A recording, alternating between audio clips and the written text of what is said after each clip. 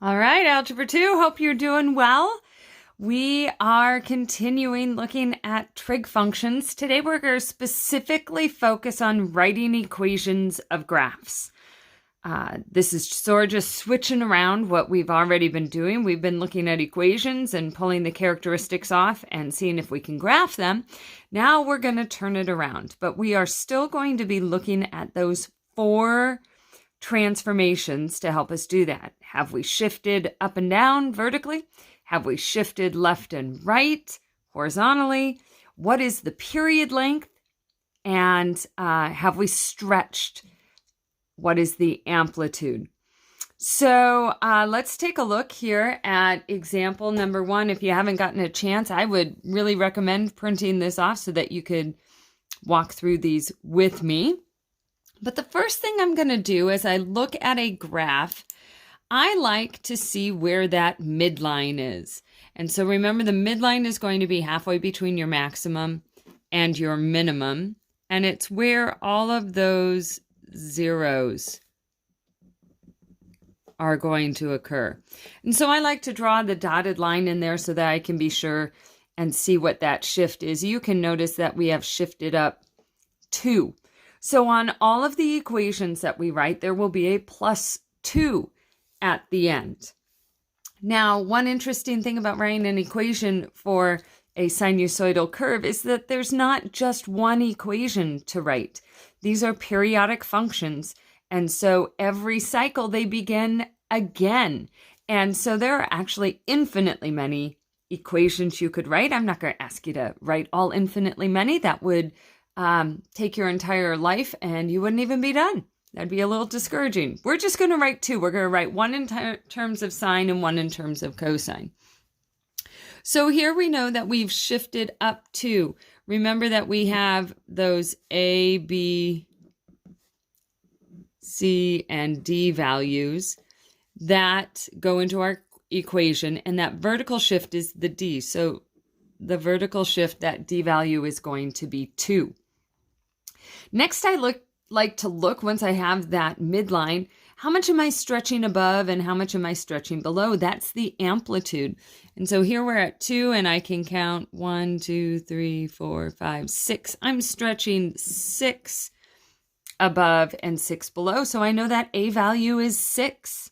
Depending on where I start the equation, I might use a -6. We'll get to that in a second. But that amplitude is 6. All right. The next thing we need to figure out is what is the period length? And so I'm just going to, I can tell I'm starting a function here. Looks like the sine function. When does that complete one cycle? Oh, it did it in 2 pi radians.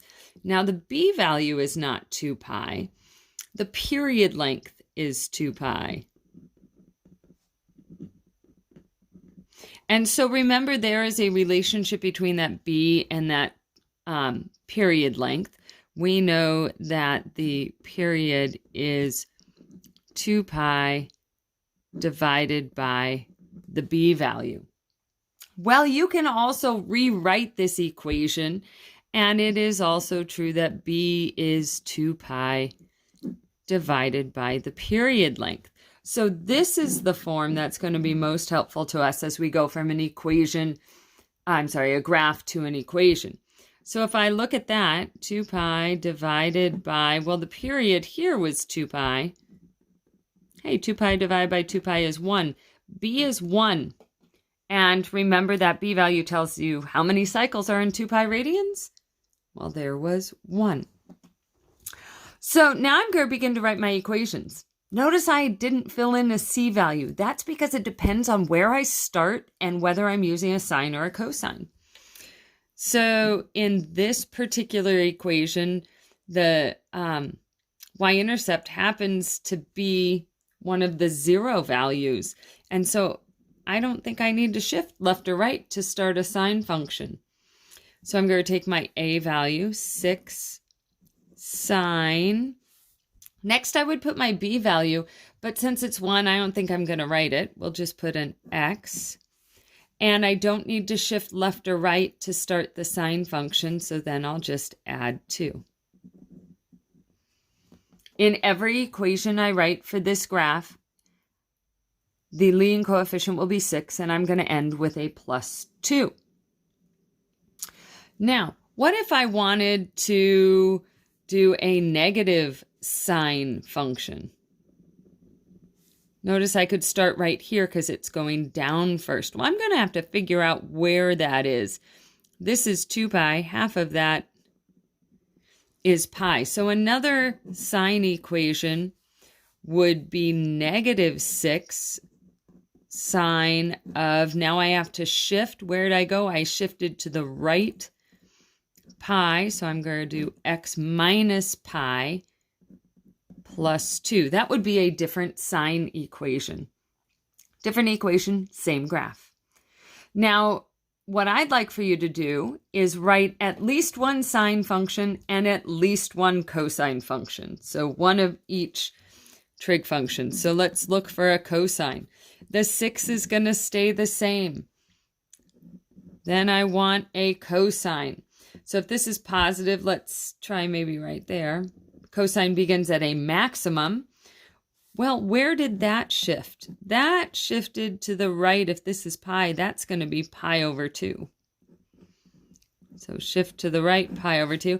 And then as in all of them, they needed to be shifted up too.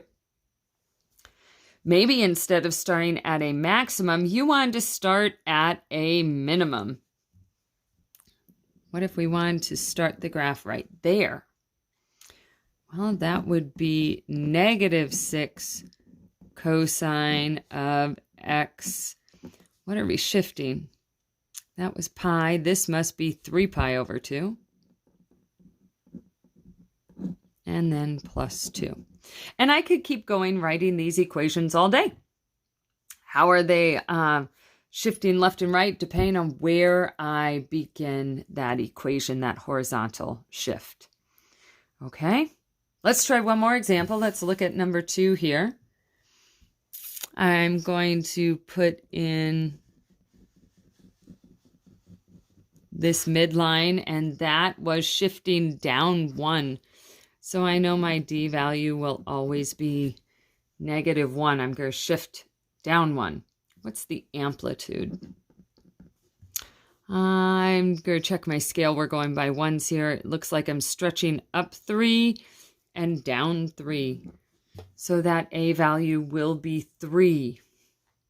And what is the period length here? How long does it take to get through one cycle?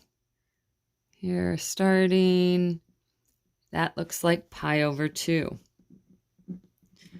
All right, now it's not the pi over 2 that I'm going to put in the equation. I have to look for the b value, and b is 2 pi divided by the period length. All right, so that, if you're dividing by a fraction, that's the same as multiplying by the reciprocal. Well, those pi's cancel out, and I'm left with 4. So the b value is 4. So a is 3, b is 4, d is negative 1. And as I write those equations, depending on where I start, that's going to change the c value. So let's write a sine equation. Notice right here to begin with, it's actually beginning at 0 and going down. That's the sine function in the negative. So I can start with negative 3. Sine of the b is 4. I didn't have to shift left or right, so no parentheses for x. And then minus 1. That would be one sine function. But maybe I want to have a normal sine increasing first. Maybe I want to begin right there, because that begins the sine function. So positive 3 sine of 4. Now remember that 4, that tells you how many cycles there are in 2 pi radians. Let's just check. There's 1, 2, 3, 4. And notice it took us to 2 pi radians. But here we're beginning here. What is that? I'm shifting over. This is pi over 2. So that's halfway. This must be pi over 4. So I'm going to shift to the right pi over 4. And then, of course, subtract 1 to get that midline down. There are two different options for sine. We could keep going and going and going and going, but one of those would be great. Let's try a cosine. Here's where a cosine starts. Let's shift to the left. Cosine begins at maximum, so the a value would be positive. Cosine of that b value of 4. Do you see we're putting all the a, the b, and the d value, they go in every equation. The only difference is which trig function do you use and where are you shifting? Let's see, we are shifting to the left, so I'm going to add, but what is one of those? Well, 2 of them was pi over 4, so one of them must be pi over 8. So I'm shifting to the left pi over 8, and then subtract 1. And I tell you what, I only choose the shiftings where I can figure out where it is. So if you're like, I don't know what that is, look for some other point where it's a little bit simpler. Let's try this one down here. That's a negative cosine because it's beginning at a minimum. So -3 cosine of 4, and that one shifted to the right pi over 8. So the goal in these is to pull off those characteristics and write at least one equation in sine and at least one equation in cosine. The key, looking for the vertical shift, that midline, the amplitude, that's your stretch above and below, the b value. You have to look for the period, and then to find the b value, it is 2 pi divided by the period length. That form's a little bit new. We're used to the period equals 2 pi divided by b, and truly you could just substitute in what the period length is that you see off of the graph and then solve for b. This will also get you there as well. So your assignment, there are 4 graphs, not a huge amount. Write one equation for sine and one equation for cosine each, and let me know how I can help. Have a great week.